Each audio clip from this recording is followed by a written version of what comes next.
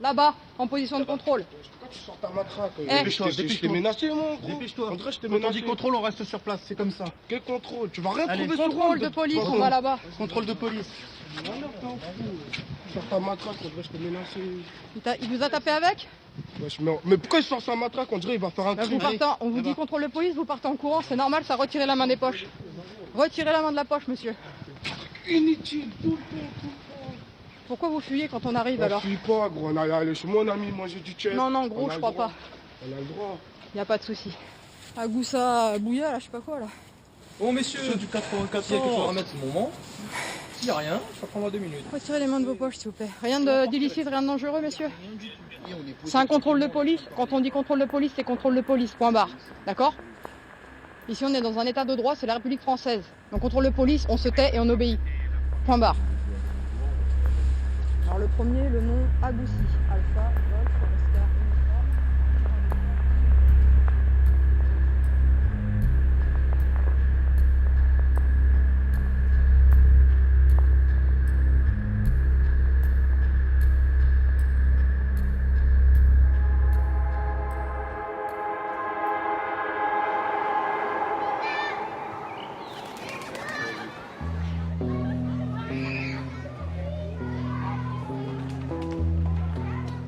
Dans les quartiers populaires de toutes les villes de France, la confiance est perdue entre les jeunes et la police. Le moindre contrôle d'identité porte en lui les germes d'un possible dérapage, une rébellion ou une bavure. Une affaire est emblématique de cette impasse. Elle a eu lieu au cœur de la capitale, à quelques pas des boulevards haussmanniens, dans le quartier Rosanov, une petite cité HLM du 12e arrondissement. Des adolescents ont affirmé avoir subi le harcèlement quotidien d'une brigade de police durant des années. Nous on dérange personne, on est posé au square, on joue à Uno, ou je sais pas, on parle, on joue au foot, ou on attend notre tour pour jouer au foot et des fois on est en pleine partie de foot, ils nous disent de circuler, voilà, c'est surtout les yeux bleus là, ce méchant sorcier là. Il y a une Je femme Lesco aussi. là. Elle claque bien elle. Ouais, elle claque elle. Voilà. De toute façon, il y a des keufs qui se font gentils, mais la plupart c'est des bâtards en fait. Donc,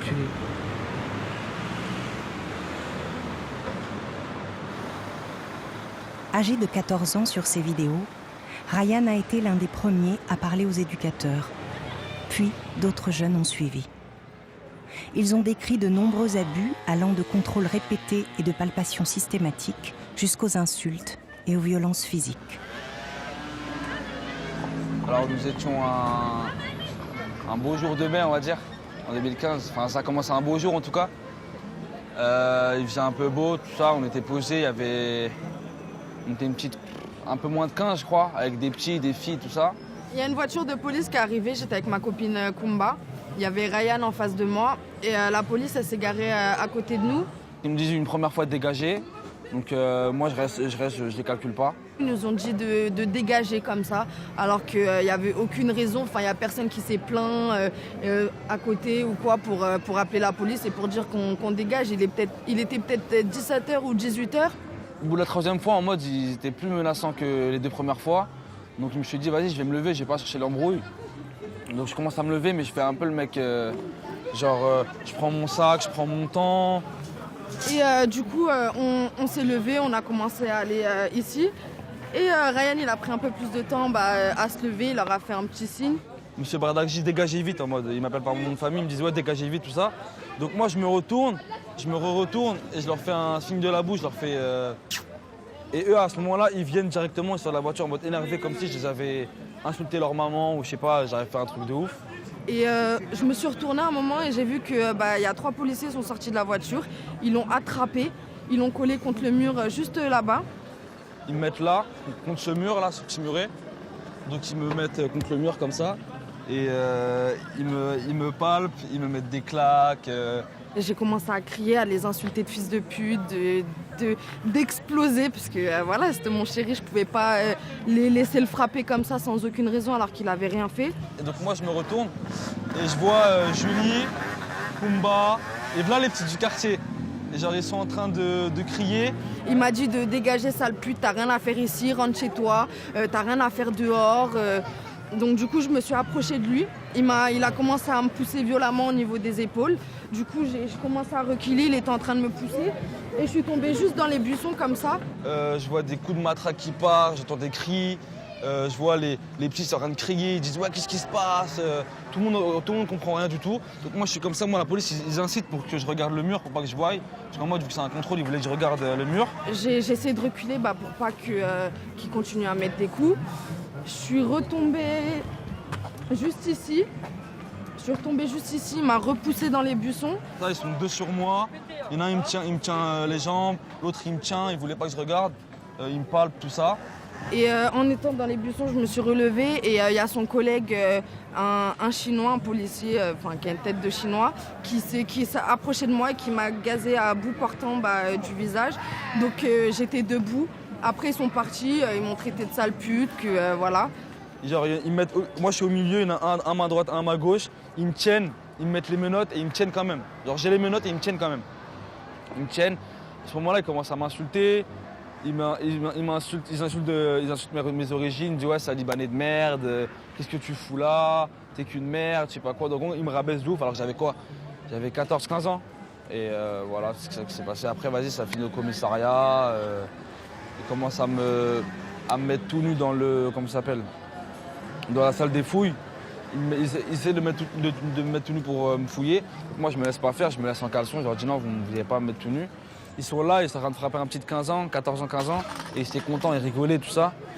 Et donc après, ils me frappent, tout ça. Bon, après, bien sûr, ils me frappent avec les gants, ils me frappent pas avec leurs mains, ils voulaient pas qu'il y ait de marque. Ils sont malins, ils sont pas cons quand même. C'est leur travail. Et après, mon père, il vient, il me récupère et on rentre à la maison, tout simplement. C'est passé comme ça.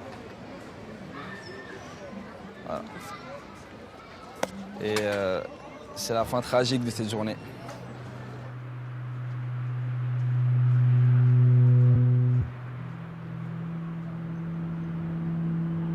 Les policiers nient catégoriquement les faits dénoncés. Mais des habitants du quartier et des militants associatifs vont convaincre les jeunes de porter plainte collectivement pour violences aggravées sur mineurs. La plupart des jeunes étaient réticents à engager des procédures. Ils craignaient les représailles de la part des policiers, d'autant plus que certains des jeunes avaient déjà versé dans la délinquance.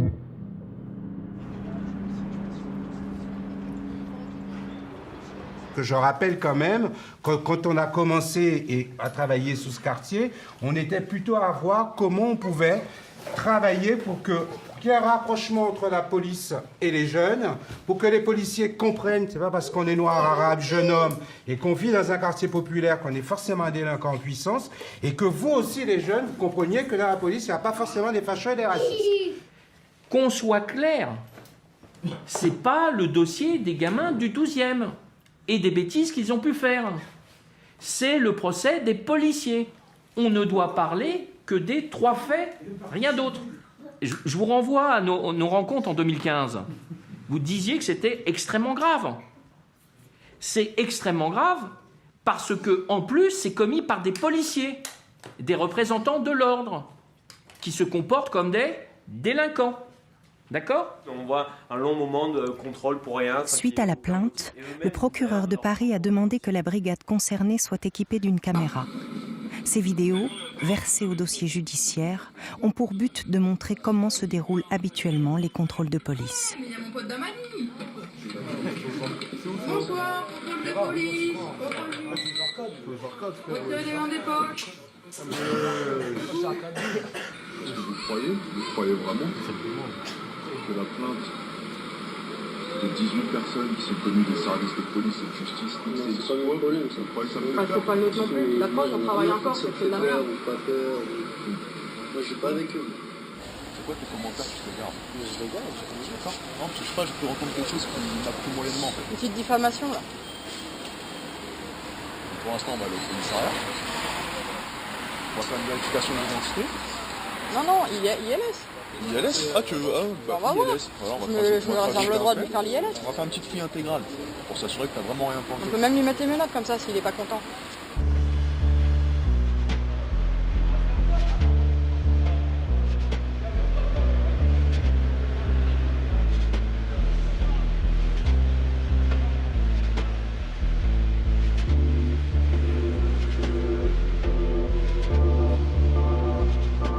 Au tribunal correctionnel de Paris va s'ouvrir le procès des policiers du 12e. C'est la première fois qu'une plainte collective pour violence policière est portée devant la justice. Mais faute de preuves suffisantes, le procureur de la République n'a retenu que 3 faits sur les 44 dénoncés. Soit naturel. Bon, y a pas de souci alors. Ouais, ils sont là. C'est en forme, hein. Mais même, on pourra aussi appuyer sur le fait que le jour où ça s'est passé, moi ils m'ont pas embarqué déjà, alors qu'avec tout ce qui s'est passé, ils auraient pu au moins m'embarquer au lieu de me laisser comme ça. Le 2, déjà de base, de 1, je suis mineur. De 2, il me frappe, il me gaze et il me laisse comme ça dans la rue en pleine liberté sans savoir ce qui aurait pu arriver, hein, je sais pas. Hein. Et aussi du fait qu'ils sont passés juste à côté de moi en ricanant, quoi. Ils me regardaient en rigolant. Ils avaient rien dans la voiture, ils sont passés à côté de moi en rigolant. Ils étaient en train de sourire, ils avaient le sourire jusqu'aux oreilles. C'était un truc de malade quand même. À l'audience, les policiers nient avoir commis des violences illégitimes. Ils confirment avoir procédé à l'éviction d'indésirables, un terme utilisé dans le logiciel de main courante pour désigner ceux qui troublent la tranquillité publique. Leurs interventions répondaient aux demandes d'habitants qui s'exaspéraient des rodéos en scooter, des tapages et des dégradations commises par les jeunes du quartier.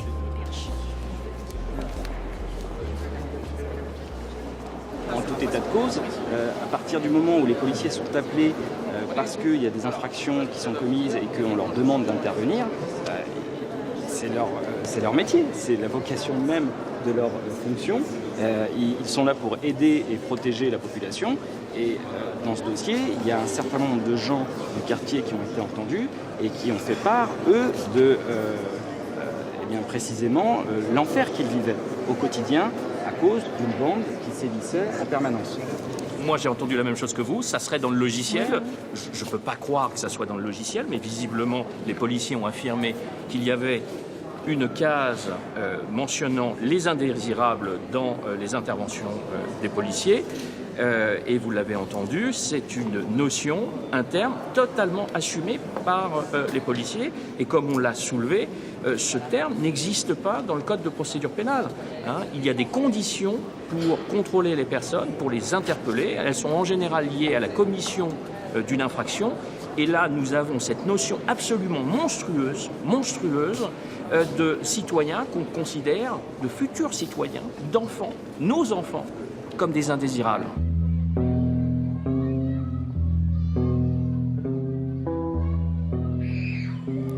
La brigade de soutien de quartier du 12e arrondissement a été créée dans les années 2000 pour lutter contre l'insécurité dans le secteur Rosanov.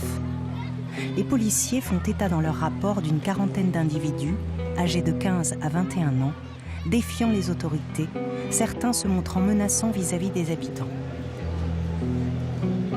J'ai entendu qu'il y avait eu des menaces. Et ici, il y a déjà eu des incidents graves. Il y a eu il y a eu un jet de cocktail Molotov l'année dernière. Donc là, j'ai entendu qu'il y avait de nouveau des menaces. S'il y a de gens qui traînent sur la place. Si c'est le cas, je vous demande, parce que c'est la demande aussi que nous fait le commissariat, d'aller porter plainte. Alors, mais simplement, il faut savoir que voilà, pas d'amalgame, parce que quelquefois, il y a des jeunes qui sont simplement là et qui ne font pas de bruit, etc. et qui peuvent avoir... Ensuite, on leur demande de quitter la place de façon extrêmement virulente. Et donc là, ça pose évidemment beaucoup de problèmes de façon très réactive. Donc, il faut être très vigilant par rapport à ça. Pas d'amalgame parce que vous ne vivez pas là. Donc, vous ne pouvez pas savoir. D'abord. Le mot amalgame ce ne sont pas les jeunes du quartier. Les jeunes du quartier, ceux qui viennent, ils s'en vont, ils sont pas là à 2 heures. Vous vous rendez compte de ceux qui arrivent à minuit? Moi, ce que je pense, c'est qu'il est important que, entre vous, habitants, et les jeunes du quartier, il y ait une... Non, oui, mais justement, quand il y a eu l'ouverture de la crêperie, vous savez très bien, c'était début janvier. Il y avait beaucoup de jeunes qui sont venus, beaucoup de très jeunes. Oui, ils non, avaient mais d'accord, 12, 13 ans. enfin, ils ne peuvent pas être là tous les jours. Vous savez, qu'est-ce qui s'est passé? À un moment donné, la police est arrivée et, en fait, ils ont considéré qu'il y avait trop d'agitation, donc il y a eu des gaz lacrymogènes, et les jeunes, qui avaient même commandé des crêpes, ils font trop de bruit. Moi, mes enfants, vous savez, ils savent, moi j'ai toujours su où étaient mes enfants. Jamais ils n'ont été dehors. Qu'est-ce qu'ils foutent dehors?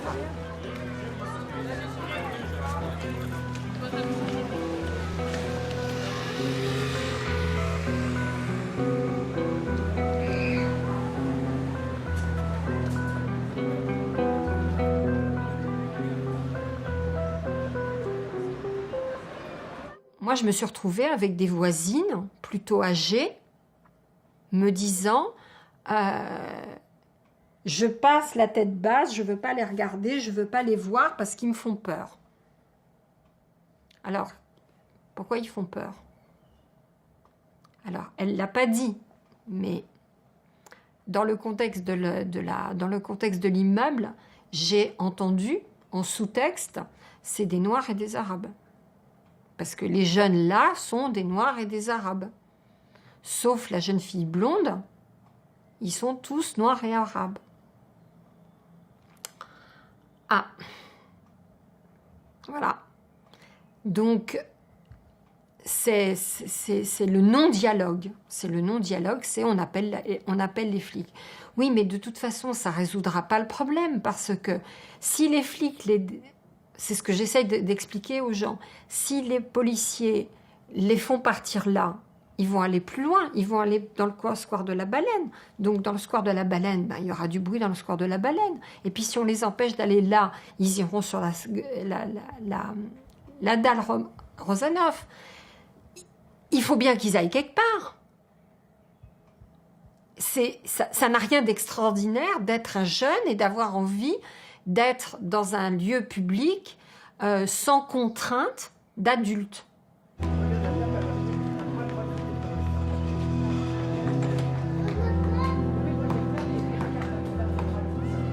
Et toi, t'aimes les framboises, Ryan?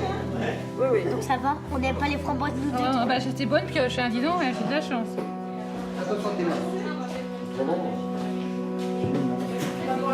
Deuxième, c'est un super quartier, mais tu vois bien que maintenant, c'est pour ça que même au niveau des jeunes et qu'il y a beaucoup de problèmes et tout ça, c'est que les gamins, bah, on les a parqués, ils sont parqués en fait, c'est ça. Moi, ce que je vois, c'est qu'ils sont parqués, ça veut dire tous ils viennent du même bâtiment, tous ils habitent dans la même résidence, tous ils vont à l'école au même endroit, tous.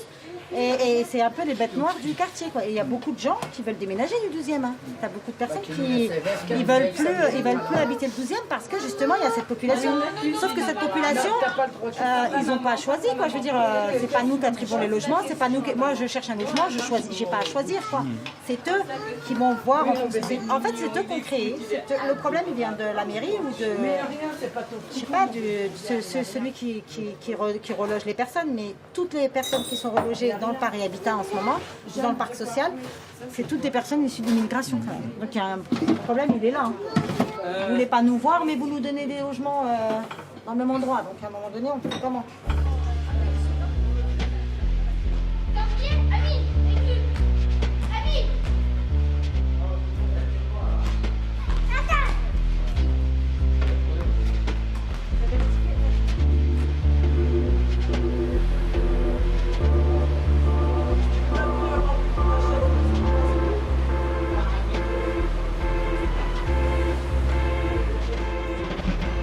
Dans l'attente du jugement, les éducateurs du quartier poursuivent leur routine et les plus jeunes leur font part invariablement de nouvelles violences lors d'interventions policières.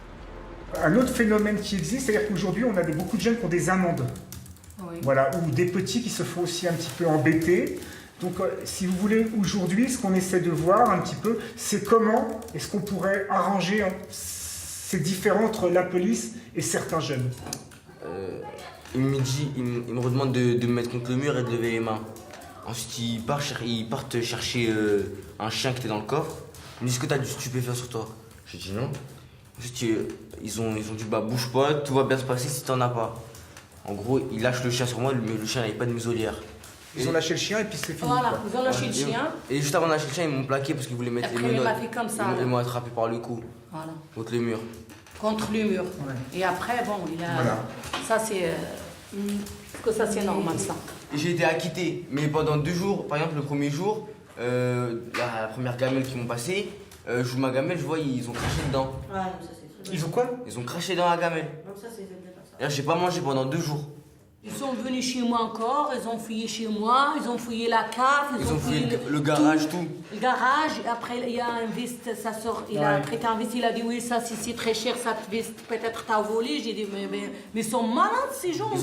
Si tu dis rien et que eux ils voient que tu réagis pas, mais dis-toi qu'à chaque fois que tu vas passer l'avenue, il y en a un qui va te voir, c'est pour toi. En fait c'est ça, et ils vont se dire bah ils se rebellent pas.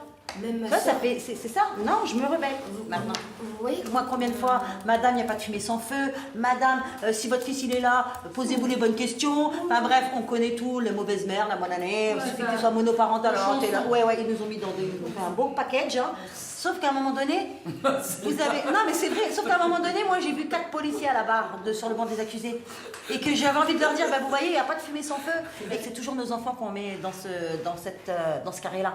En fait, c'est nos enfants, les voyous, les délinquants, tout ce que vous voulez. Mais voir 4 policiers sur le banc des accusés, moi ça m'a monté le moral. Moi ça m'a fait du bien.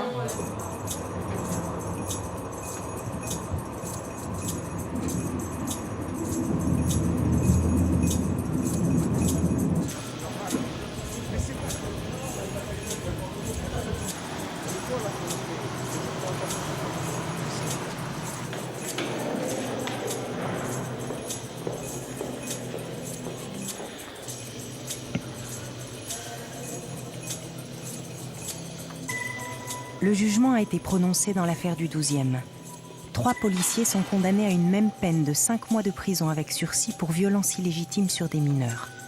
Ils ont fait appel de la décision. Au-delà des agents inculpés, le tribunal a pointé à l'audience la responsabilité collective du commissariat dans la mission confiée à ces policiers. Moi, c'est ça qui m'a fait plaisir ce matin. Je m'attendais à la condamnation, mais c'est vrai que je trouve ça vraiment très très bien qu'elle ait lissé les condamnations et qu'elle ait fait ce discours en disant non mais voilà, c'est pas juste ces 3 personnes-là qui ont commis des délits. De toute façon, la décision, c'est ce qu'elle dit. Hein. Mais malgré tout, il y a quand même la prise en considération du contexte derrière et de la pratique de ces policiers-là vis-à-vis des jeunes et qui est finalement généralisée sur le territoire français dans beaucoup de quartiers. Mais c'est ça qui est intéressant à dénoncer, c'est ça qu'on veut dénoncer nous depuis le départ. C'est vrai que c'est la relation police-citoyen dans les quartiers qui est concernée.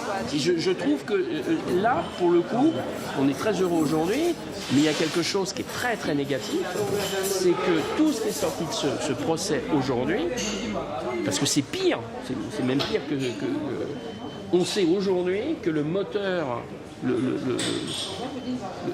nucléaire de tout ça, c'est que c'est des indésirables. Donc je pense qu'il y a tout un argumentaire, alors pas juridique on l'a fait, mais politique, démocratique, pour dire mais attendez, ces gamins ils sont ici, vous les percevez d'ailleurs, mais ils sont d'ici et ils ont des droits. Ils ont des droits, ils doivent avoir les mêmes droits que les gamins dans le 8e, 16e arrondissement de Paris. C'est pas parce qu'ils glandent devant la piscine, comme moi j'ai pu le faire quand j'étais gamin, qu'ils doivent se faire tabasser. C'est inacceptable. Et c'est vrai que là, pour le coup, pour moi, c'est une question abyssale.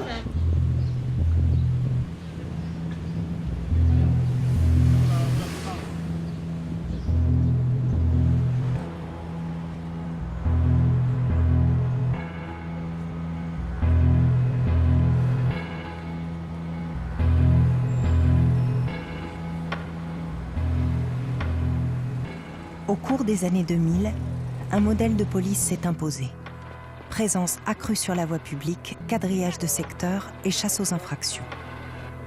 Cette lutte quotidienne contre les incivilités et la petite délinquance a pris le pas sur le patient travail d'enquête. C'est le constat de certains policiers qui ont le sentiment d'avoir perdu le lien avec la population. J'ai été bien encadré dans le sens où j'avais des gens qui avaient pas mal d'expérience, plus d'une dizaine, voire une vingtaine d'années de police, qui m'ont formé, on va dire, version un petit peu police de proximité. Cette approche m'a permis en fait, d'avoir beaucoup plus de contacts avec les gens et forcément beaucoup plus de remontées d'informations utiles pour les enquêtes. Et donc beaucoup plus d'efficacité pour savoir qui cherchait, pourquoi, comment, c'était beaucoup plus efficace. j'ai jamais eu de problème parce que les gens m'identifiaient en tant que policier, mais ils m'identifiaient en tant que policier qui faisait son travail, qui était là pour bien faire son travail et qui n'était pas là pour, avec une quelconque animosité particulière envers telle ou telle personne parce que j'ai été amené par exemple à les interpeller. Et c'est petit à petit en fait que ça a commencé à devenir de plus dur. Les conditions de travail ont commencé à se dégrader. En interne, il y avait quand même une certaine pression puisqu'on perdait des effectifs pour au moins la même charge de travail, donc il y avait beaucoup plus de rendement qui était demandé. On préfère très clairement mettre 10 consommateurs en garde à vue plutôt que prendre le temps et d'interpeller un vendeur. Donc c'est plus rentable en fait en termes de statistiques et c'est en termes de politique du chiffre en fait, c'est ça. C'est que plus il y a de garde à vue et mieux c'est. Donc au bout d'un moment, tout cumulé, plus la pression avec les attentats terroristes, avec tout ce qui a pu en découler. Et au bout d'un moment, en fait, on craque et j'ai fait un burn-out.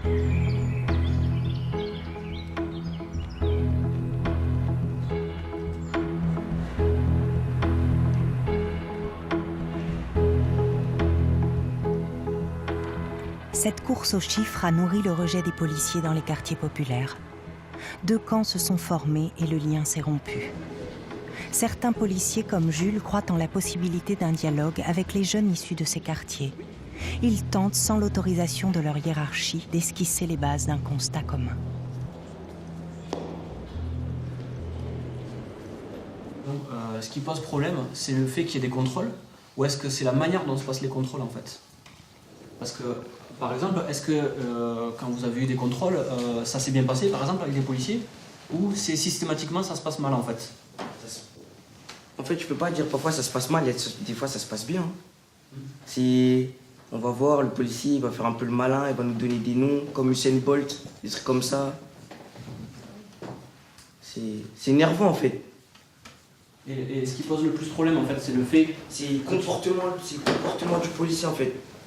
C'est juste tu vas lui dire tu sais pas sur un truc, il va te répondre mal et après tu vas t'énerver ou tu vas lui dire quelque chose de pas bien, après il va faire le malin, il va faire ouais, je t'embarque, je sais pas quoi.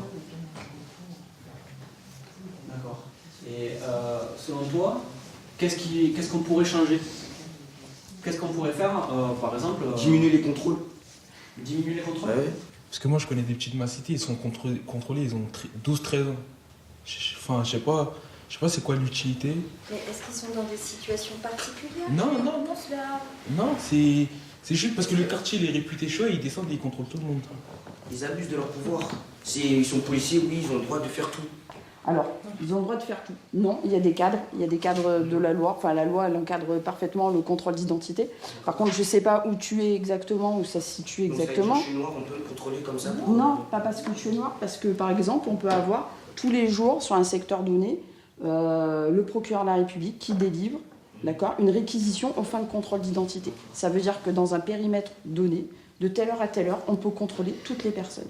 Il faut essayer d'avancer, ça ne veut pas dire qu'il n'y a pas des mauvais comportements, évidemment. Il y a des flics racistes, ça arrive. De même qu'il y a des gens qui attendent la police pour la caillasser dans les quartiers. Et voilà, des deux côtés, il y a des gens qui sont entre guillemets irrécupérables. Mais je pense que si on est là aujourd'hui, c'est qu'on sait que ça ne représente pas la majorité. Et les flics racistes, ils sont acceptés dans la police comme ça? Mais non, ils ne sont pas acceptés. Et nous, on sait, je veux dire, en tant qu'hiérarchie, moi je sais qu'il y a des équipages à qui je vais faire plus confiance qu'à d'autres, parce que je connais la manière de travailler des uns et des autres. Je sais qu'il y en a qui vont parfois aller inutilement à la confrontation, et je sais qu'il y en a d'autres avec qui ça va bien se passer, et j'ai plus tendance à les croire, et même qui ont davantage de respect des jeunes qui les connaissent, qui savent que ils sont là pour faire leur boulot, mais pas pour les faire chier. La dernière fois, avec une instant, il y a eu une policière qui est intervenue. Et on posait des questions, déjà elle parlait presque pas, et elle avait rien vécu, c'était ennuyant. Donc on parlait avec elle et après on a parlé du contrôle faciès et elle nous a dit en même temps c'est toujours les mêmes qu'on voit en garde à vue. Nous sur le moment on n'a pas réagi, on n'avait pas compris, c'est après qu'on en a reparlé qu'on s'est rendu compte. Ça vous a blessé?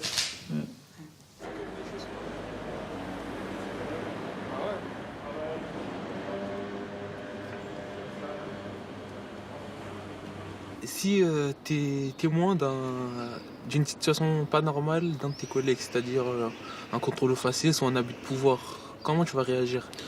Qu'est-ce que tu vas faire sur le coup? Quelle sera ta réaction? Alors sur le coup, moi ce que je vais faire, c'est à mon niveau intervenir et le signaler en disant non, moi ça me convient pas, c'est pas possible, c'est pas normal que ça doit se passer comme ça. Et donc du coup, faire en sorte de faire arrêter ce qui se passe qui est pas bien. Après, tout à l'heure pendant le débat, par exemple, on parlait de dénoncer les policiers racistes, de dénoncer les policiers qui faisaient des abus. Et ça, c'est beaucoup plus compliqué, je vais pas te mentir, parce que y a aussi dans la police, face à l'adversité, face aux missions qui peuvent être compliquées, il y a une très forte cohésion et un esprit de corps qui fait que tout le monde se soutient en fait. Ouais, même dans la bêtise. Et malheureusement, même dans la bêtise. C'est ça qui est dommage. Par exemple, quand dans ton quartier, quand il y a un jeune qui fait une bêtise, est-ce que les autres jeunes, ses potes, ils vont aller le dénoncer, sachant qu'il a fait une bêtise? Pourquoi? Parce que c'est pareil, c'est de l'esprit solidaire. Et il y a aussi la loi du silence. Il y a la loi du silence, il y a la peur. Il y a la peur du regard des autres, la peur de passer pour une balance. En fait, tous ces mécanismes-là, quelque part, c'est exactement la même chose dans la police. C'est-à-dire que si on... Ouais, mais la police, c'est pas le quartier. Alors, je suis entièrement d'accord avec toi. Et c'est là où c'est problématique, c'est qu'en fait, en tant que policier, on devrait être en capacité de mettre un terme à tous les agissements, quels qu'ils soient.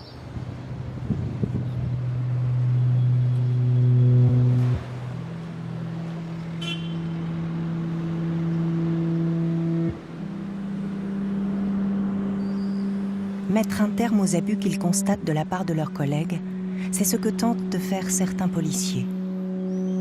Tout au long de sa carrière, Éric Blondin a dénoncé des violences sur des mineurs roumains, du chantage à des prostituées ou encore des agressions racistes contre des jeunes des cités. Je pense que j'ai été le premier lanceur d'alerte, en tout cas un des premiers, et en tout cas le seul à avoir lancé des alertes pendant 20 ans, sans baisser les bras. Et au bout du compte, je me demande si c'est pas un effet inverse de celui voulu, c'est-à-dire que là, j'ai démontré que ça pouvait pas aboutir, puisque j'ai fait tout ce qu'il fallait. Je suis allé au bout du bout en créant un syndicat, en faisant des choses quand même qui ne sont pas à la portée de quelqu'un qui est juste comme ça, pas d'accord. Donc j'ai montré que avec toute la détermination possible, on pouvait arriver à rien. Donc je crois que ça a desservi finalement le truc, parce qu'avant il y avait toujours un mec ou deux qui dénonçait un truc ou deux, et avec cette expérience-là, les mecs se sont aperçus, ils se sont dit oh là là, finalement ça sert à rien. Le mec en question, il a dénoncé, il a fini à l'hôpital, il a fini au tribunal, il a fini gardien de la paix, le seul gardien de la paix, parce que maintenant on finit tous brigadier, et moi je suis le seul mec à avoir fini gardien de la paix.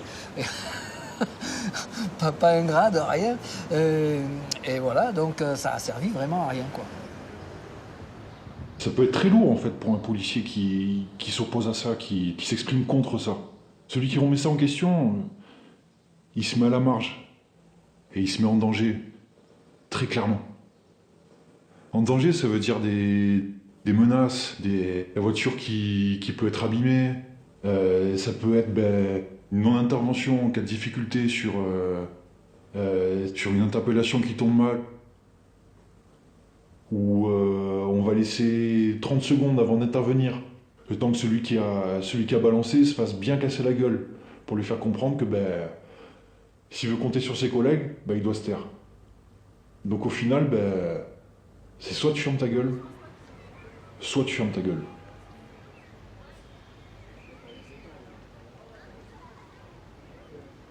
En fait, c'est ces policiers-là, parce que fort heureusement, ils sont minoritaires, mais ces policiers-là, ils savent pas travailler.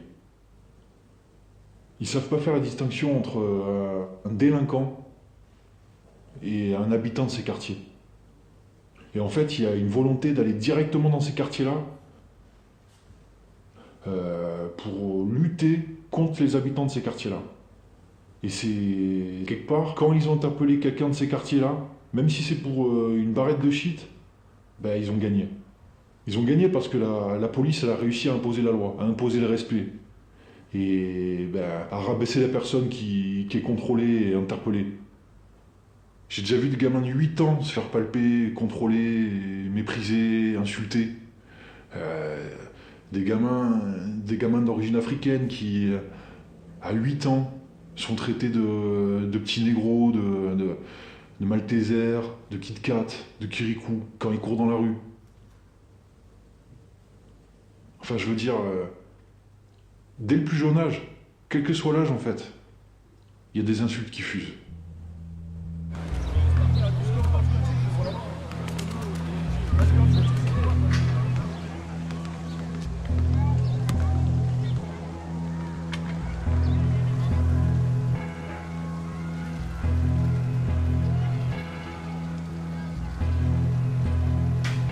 Il y a toujours cette tranche, cette minorité, mais qui fait tout, quoi. Hein. C'est-à-dire, c'est ceux qui sont promus par l'administration, ceux qui sont bien vus, et ceux qui constituent, comment dire, vraiment la partie visible de la police, parce qu'un policier qui fait bien son travail, il est invisible. Il fait bien son boulot, même s'il fait une interpellation, elle se passe bien. Personne ne voit un désordre, personne ne s'émeut, donc il est invisible. Alors que le policier qui est violent, qui est méchant, qui dépasse ses prérogatives, celui-là, il fait un tintamarre effroyable, tout le monde le voit et on a l'impression que c'est tous les policiers qui sont comme ça. Donc le truc, il est toujours décalé, c'est-à-dire qu'il y a un tas de policiers. Quand on dit 10% ou 20% de policiers, il y a 130 000 policiers, donc on arrive à 26 000 bonhommes, hein, c'est pas rien. Alors c'est une extrême minorité, mais quand on a 26 000 mecs qui déconnent, ça fait des dégâts, quoi. Voilà, on en est là. Alors, il y a beau y avoir les 80% d'autres qui applaudissent des deux mains, qui trouvent qu'il faut bien, il faut remettre les choses en ordre, il faut... eux, ils sont pas visibles, ils sont pas audibles.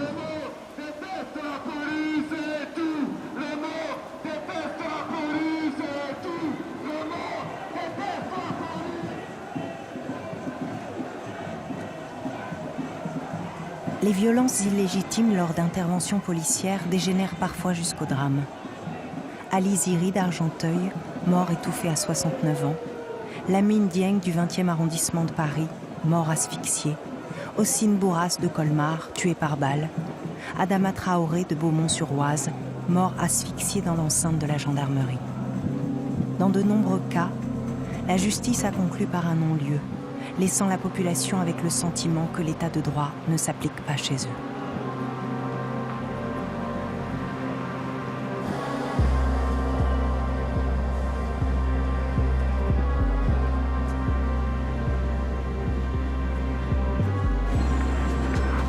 Ces drames ont eu lieu pour la plupart au-delà du périphérique, dans les banlieues de nos villes. Ils s'inscrivent durablement dans la mémoire de ces quartiers, où se transmet génération après génération la peur de la police.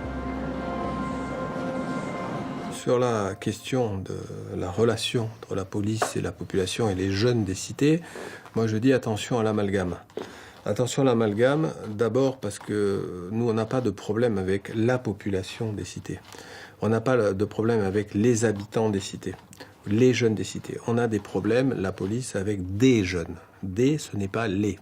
On a des problèmes avec certains, parce qu'ils sont turbulents, parce qu'ils sont délinquants, parce qu'il peut arriver, mais c'est extrêmement rare, que des contrôles se passent mal ou dérapent, mais c'est pas du tout une généralité. Mais la police n'a pas à rougir de la réaction qu'elle oppose à ceux qui ont un état d'esprit qui n'est pas conforme à la déontologie. Hein, c'est-à-dire ceux qui seraient violents, racistes, pour parler clair. Ils sont sanctionnés, ils sont très durement sanctionnés.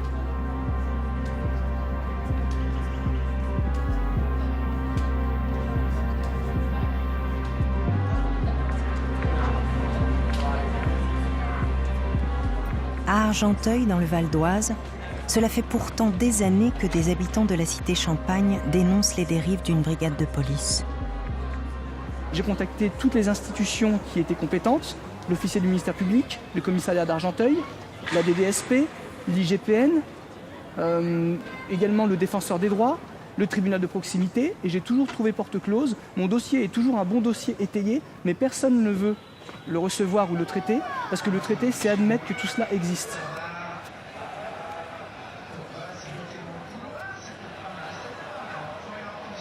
Même si tu es dans la zone pavillonnaire, quel est ton ressenti, ton expérience avec la police? Qu'est-ce que tu peux me dire? Ça se passe toujours mal. Franchement, Il n'y a pas une seule journée où ça se passe pas bien. Bah, ils arrivent, ils nous font chier, bah, ils nous contrôlent. Bah voilà, nous on se laisse contrôler parce que voilà, c'est la police. Hein, Ils vous connaissent pas? Ah si, ils nous connaissent, hein, ils savent. Mais ils vous contrôlent quand même? Ils nous contrôlent quand même, et des fois c'est des 4-5 fois par jour. Et en fait, c'est surtout les humiliations, vous voyez ce que je veux dire bah, ils regardent votre pénis, ils font des trucs... Ah, c'est-à-dire qu'ils vous déshabillent lors des contrôles? Encore nous ça va, mais c'est pour les petits. Parce qu'ils s'en prennent aussi aux plus petits? Ah oui. Tu as à peu près quel âge, toi? Moi, j'ai 26 ans à peu près. D'accord. Et ils s'en prennent à des petits de quel âge? Des petits de 16 ans, 15 ans, ils leur font des humiliations, franchement... Ils font passer ça ce matin sur l'état d'urgence, ils inventent des trucs, maintenant il n'y a pas de motif, on nous contrôle sans motif. Un jour ça va exploser, bah, franchement j'ai pas envie que ça arrive parce que... Mais ils le savent ça, qui vous pousse à bout? Bien et qu'un sûr, jour vous serez ils craqué? Ah, il y a un but. Un but l'équipe de France.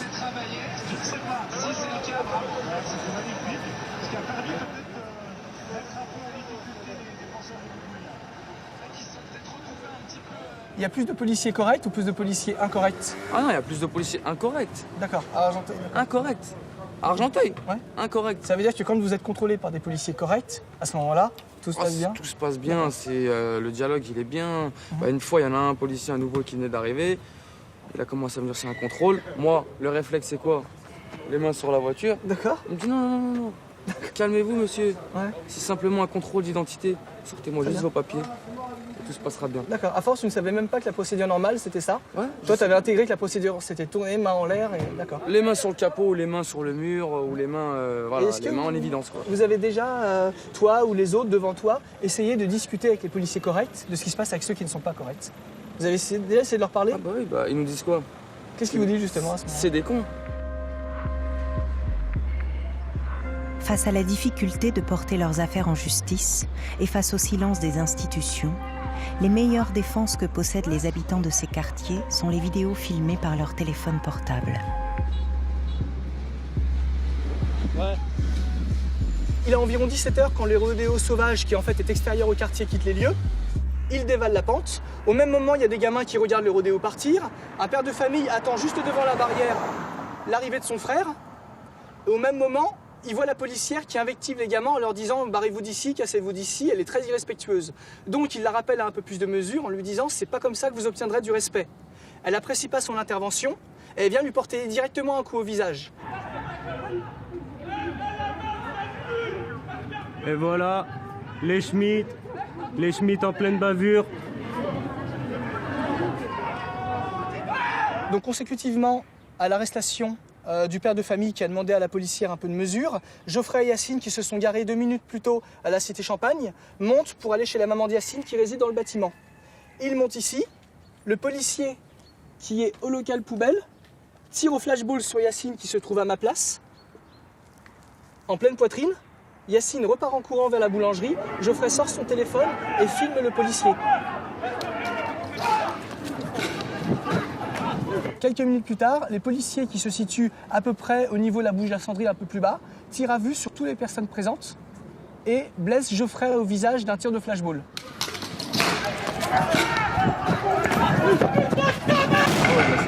Oh fils de... Oh les bâtards! Mais non! Arrivé aux urgences. La police partout. C'est nous qui gérons, c'est nous qui gérons. C'est nous qui gérons. Vous êtes en train d'énerver, donc on l'énerve pas, c'est nous qui gérons. Oui, bah justement. Avez-vous, laisse tomber, ça sert à rien parler. Voilà, c'est ça. Faut qu'ils comprennent. Moi je vous le dis à tous, on est parti porter plainte au commissariat. C'est bon? Et voilà, moi je le dis à tout le monde, je suis comme pédale, je le dis en face. C'est bon. En s'inspirant de ce qu'ont fait les jeunes du 12e arrondissement, des habitants de la cité Champagne ont décidé à leur tour de déposer une plainte collective. On se voit pour quel type de fait? Pour l'ensemble, pourquoi? Je qualifierais ça de harcèlement policier. Okay. Voilà, c'est le terme général. Et donc ça englobe des violences policières physiques et verbales, mais également financières et administratives. Administratives, parce que les policiers ont décidé que des jeunes perdraient leur permis de conduire dès qu'ils l'ont obtenu, et passent le mot aux collègues pour que ceci soit verbalisé systématiquement dès que les collègues les verront. Donc ce ne sont pas du tout des jeunes, des racailles qui tiennent les murs, puisque 10 ont une activité avec un étudiant et un chômeur. Et il n'y a pas que ça. Je suis allé voir leurs antécédents. Hormis les faux PV, ils ont très peu de vrais PV. Il y a eu quelques amendes SNCF, il y a eu un vol avec effraction, et on a eu un condamné pour consommation de cannabis. Ça veut dire que le harcèlement, il y a les PV, mais il y a quelque chose qui nous permet aussi d'attraper l'IGPN, le parquet et la police, c'est que on vous fait état visiblement d'un système, vous n'enquêtez même pas. Comment ne pas se braquer contre l'ensemble de la France quand le seul représentant de la France sont les policiers qui me maltraitent depuis que j'ai 12-13 ans et maintenant j'en ai 25. J'ai 10 000 € d'arriérés d'amende que je ne pourrais jamais payer. Je sais que quand je vais au travail, il faut que je parte 1 heure avant parce que si je me fais contrôler, je sais que je vais perdre du temps. Mon frère a été mis en garde à vue, une fois c'est mon cousin parce que ça se transmet ça aussi. Moi je n'ai pas subi directement de violences policières, mais avec ce qui est arrivé par mon frère, heureusement que je suis plus âgé et mesuré parce que je pourrais haïr la police avec ce qu'ils lui ont fait.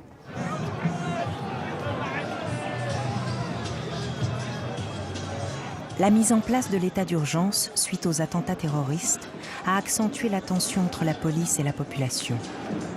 La violence des interpellations que subissent au quotidien certains quartiers surgit régulièrement en marge des mouvements de contestation sociale.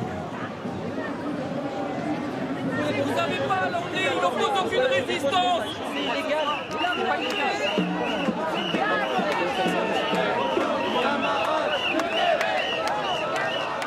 Il n'a commis aucun délit. C'est une détention arbitraire. Il y a un code de déontologie, vous n'avez pas le droit de le détenir s'il a commis aucune infraction, aucun délit. Vous êtes passible d'amende et de prison pour ça, vous le savez. C'est ce qu'on vous a appris à l'ENP. C'est comme ça que vous procédez.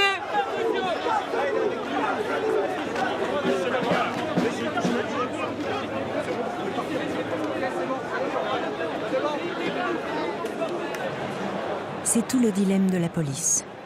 Elle doit distinguer ce qui relève du droit à la contestation de ce qui constitue une véritable menace à l'ordre public, au risque que ceux qui protestent ne fassent à leur tour l'amalgame et rejettent en bloc la police.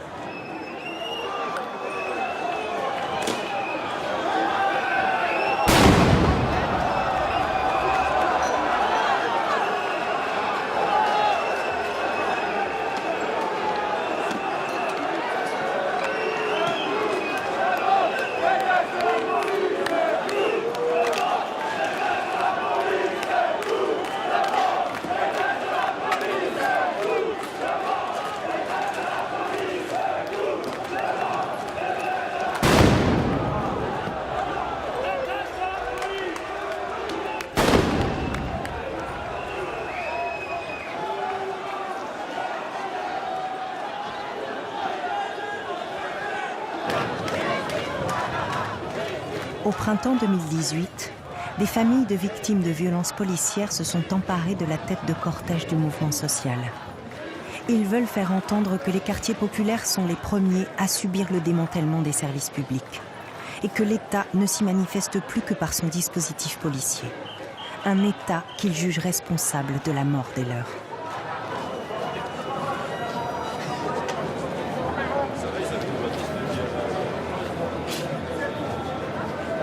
Nous voulons la vérité pour la mort de notre petit frère. Gaï est mort d'une balle dans la tête. Et personne ne mérite de mourir d'une balle dans la tête. Aujourd'hui, nous nous battons pour la justice. Justice pour Gaï. Justice pour tous. Justice pour Gaï. Justice pour Gaï.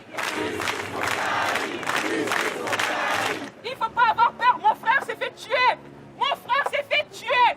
2 personnes se sont fait tuer. Des personnes sont venues après Adama. Vous ne devez pas être spectateur d'un massacre qui se passe en France.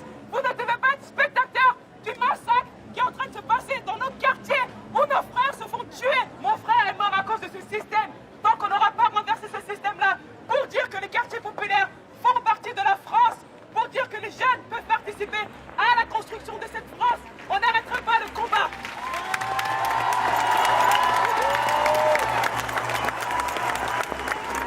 Loin d'attiser le rejet de l'autre, cette colère est au contraire la revendication d'une appartenance commune à ce pays, dans l'espoir qu'un jour, la réalité de quelques-uns devienne un enjeu de société pour chacun d'entre nous. c'est bon, 26 ans, on a pas 18 ans. Tout ce que vous avez dans les poches, vous les enlevez. Monsieur Non, mais vous, d'accord. Il a bien joué, c'est quoi? C'est je l'avais dans ma poche, vous l'avez pas trouvé, il était dans ma petite poche. Je l'ai fait la petite poche. Bah, vous avez pas trouvé, c'était un stick, c'est un stick. Allez. Mais non, mais c'est déjà le contrôlé, c'est pas. On est bien sympa, on est les plus cool du quartier, on est les plus cool du quartier. Non, mais on est les plus cool du quartier, c'est ça le truc.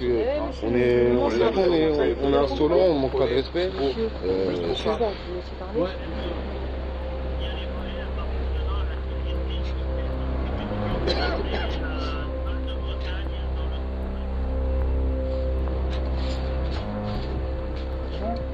Oui, oui, c'est bon. La caméra, c'est bon, on repasse à la Starac. Hein. Alors, on est filmé là. Bon courage. Non. Là, on est filmé là, madame. Bien sûr. Pourquoi? Et de quoi? Je sais pas, il y a des lois normalement. Oui, justement. Il y a un truc qui a été Il y a une loi qui est passée, vous avez le droit de filmer les gens, c'est ça? C'est légal, monsieur. Ah oui, on a le droit de filmer. Ah, mais justement, je demande. Vous êtes sur la voie publique, monsieur, vous êtes filmé par les caméras. Ah non, mais les caméras publiques, je veux bien, non, mais ça, j'avais jamais fait en fait. Sont filmées, voilà. Si jamais il y a un souci, il y a une caméra. C'est plus pour vous surveiller, moi, je pense. C'est ça que j'étais en train de dire. Bon, bah, bon courage. Hein.